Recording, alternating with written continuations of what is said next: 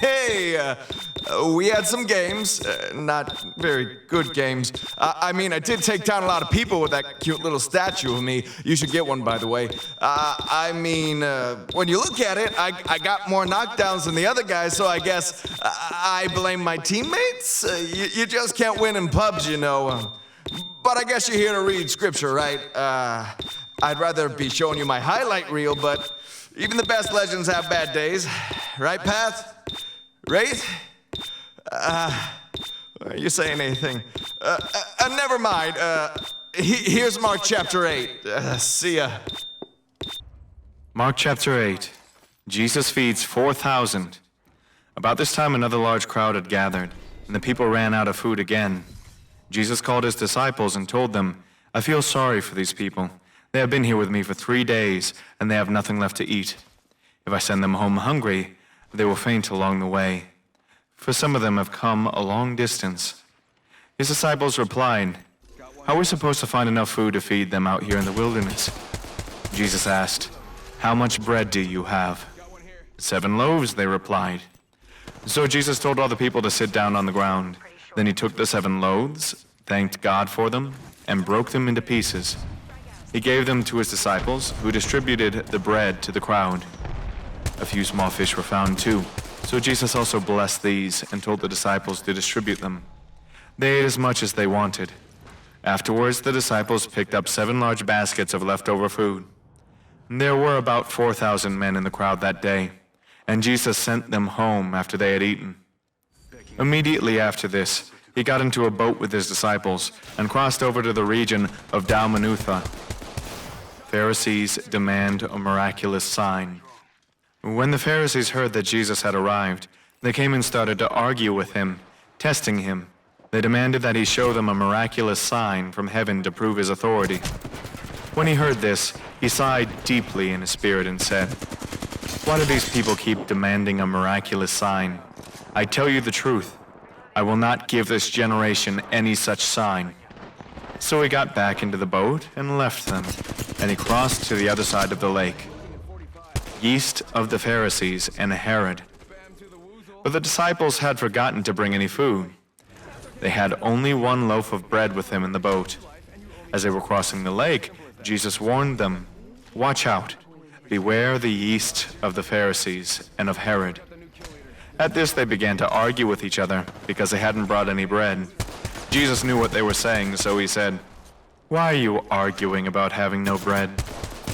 Don't you know or understand even yet? Are your hearts too hard to take it in? You have eyes, can't you see? You have ears, can't you hear? Don't you remember anything at all? When I fed the 5,000 with 5 loaves of bread, how many baskets of leftover did you pick up afterwards?" 12, they said. "And when I fed the 4,000 with 7 loaves, how many large baskets of leftovers did you pick up?" 7, they said. "Don't you understand yet?" he asked them. Jesus heals a blind man. When they arrived at Bethsaida, some people brought a blind man to Jesus, and they begged him to touch the man and heal him. Jesus took the blind man by the hand and led him out of the village. Then, spitting on the man's eyes, he laid his hands on him and asked, "Can you see anything now?" The man looked around. "Yes," he said. "I see people, but I can't see them very clearly. They look like trees walking around." Then Jesus placed his hands on the man's eyes again, and his eyes were opened. His sight was completely restored, and he could see everything clearly.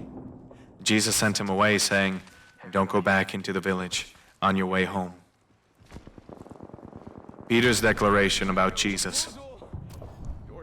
Jesus and his disciples left Galilee and went up to the villages near Caesarea Philippi.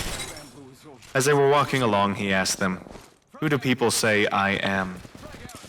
"Well," they replied, "some say John the Baptist, some say Elijah, and others say you are one of the other prophets."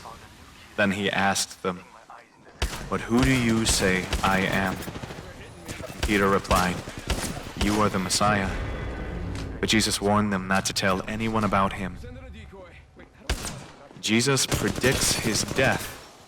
Then Jesus began to tell them that the Son of Man must suffer many terrible things and be rejected by the elders, the leading priests, and the teachers of religious law. He would be killed, but 3 days later, he would rise from the dead. As he talked about this openly with his disciples, Peter took him aside and began to reprimand him for saying such things. Jesus turned around and looked at his disciples, then reprimanded Peter. "Get away from me, Satan," he said. "You are seeing things merely from a human point of view, not from God's." Then calling the crowd to join his disciples, he said, "If any of you wants to be my follower, you must give up your own way, take up your cross, and follow me. If you try to hang on to your life, you will lose it. But if you give up your life for my sake and for the sake of the good news, you will save it. And what do you benefit if you gain the whole world but lose your own soul? Is anything worth more than your soul? If anyone is ashamed of me and my message in these adulterous and sinful days, the Son of Man will be ashamed of that person when he returns in the glory of his Father with the holy angels." There's many lessons to gain from Mark chapter 8, but first let's focus on the equipping of the disciples and their failure to see and hear what Jesus is doing. We've seen Jesus teaching and equipping his disciples throughout his entire ministry. They already witnessed his healing power and his power to cast out impure spirits. In Mark chapter 6-7, he said, "Calling the 12 to him, he began to send them out 2 by 2 and gave them authority over impure spirits." Jesus first showed the way. Then he empowered his disciples to go out on their own with special instructions, and they found success. But let's remember something. For the disciples, this was but one success of very few successes, followed by a multitude of failures during Jesus' public ministry. So let's talk about the feeding of the multitude. In Mark chapter 6, Jesus was preaching to the 5,000, and in verse 34, it says, "Jesus saw the huge crowd as they stepped from the boat, and he had compassion for them, because they were like sheep without a shepherd." And in verse 37, we again see his equipping, because he says, "You feed them." The disciples, even after healing the sick and casting out demons, seemed to be afraid of losing their monetary wealth, when their gut reaction was, "We'd have to work months to earn enough money to buy food for all these people." Then, of course, we know Jesus had them gather some food, and he multiplied it. Now back to chapter 8. We once again see the failure of the disciples' faith during Jesus' public ministry. They are presented with even less people to feed, 4,000 instead of 5,000. They have more food to multiply, 7 loaves instead of 5. And when Jesus says we need to feed them, once again, the disciples fall short. And they say, in verse 4, "How are we supposed to find enough food to feed them out here in the wilderness?" And Jesus once again performs the same miracle of multiplying the loaves of bread and some fish. Jesus reaffirms their lack of faith in verse 18. "You have eyes, can't you see? You have ears, can't you hear? Don't you remember anything at all when I fed the 5,000 with the 5 loaves of bread? How many baskets of leftover did you pick up afterwards?" 12, they said. "And when I fed the 4,000 with 7 loaves, how many large baskets of leftovers did you pick up?" 7, they said. "Don't you understand yet? If God did it before, he can do it again. And he is equipping us with his wonder-working power to accomplish it. Do not lack in faith." This actually goes into a trap Christians fall into, and it's birthed out of fear. And Christians would say something like, "God never does the same thing twice." Wrong. Jesus proved he can do the same thing over and over again.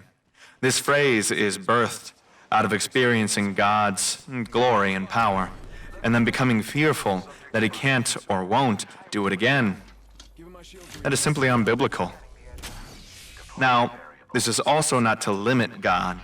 God can do anything. Just look at the miracles and acts that Jesus did not do. But don't let your fear limit God.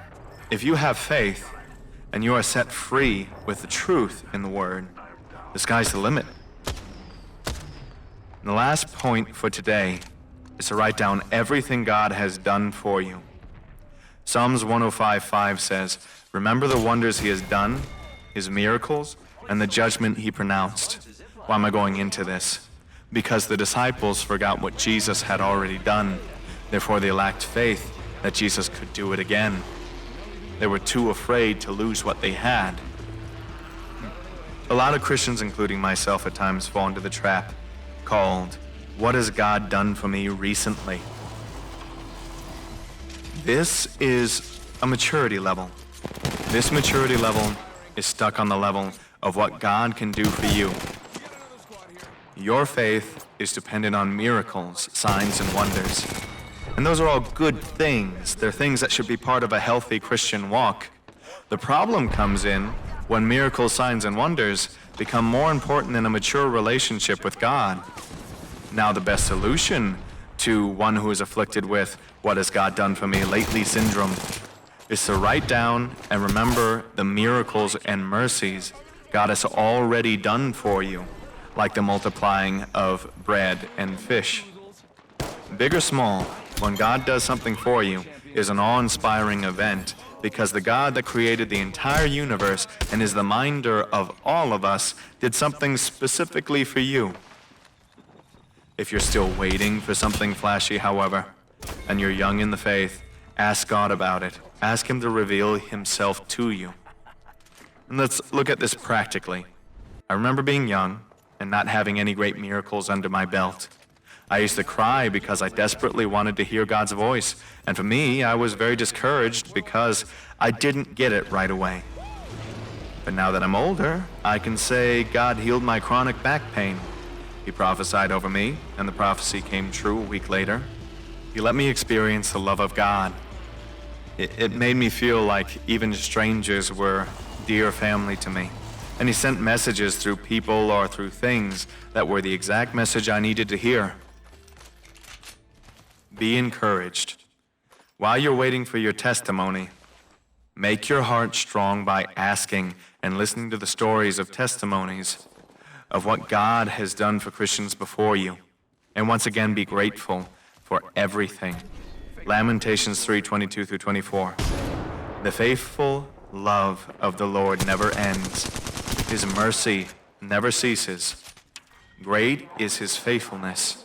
His mercy begins afresh each morning. I say to myself, the Lord is my inheritance. Therefore, I will hope in him. Notice he didn't say the miracles of the Lord. The Lord himself is himself the inheritance. Write down what God already done for you. Be grateful in the waiting. Seek testimony of those who are ahead of you to strengthen yourself. But most of all, seek first God himself. Or put another way, Matthew 6:38 would say, seek first his kingdom and his righteousness, and all these things will be given to you as well. But that is a scripture for another time. Well, Mirage, take us out. Well, I hope my suffering kept you entertained. That makes you horrible people, just so you know. I'll be back here at 4 for Mark chapter 9.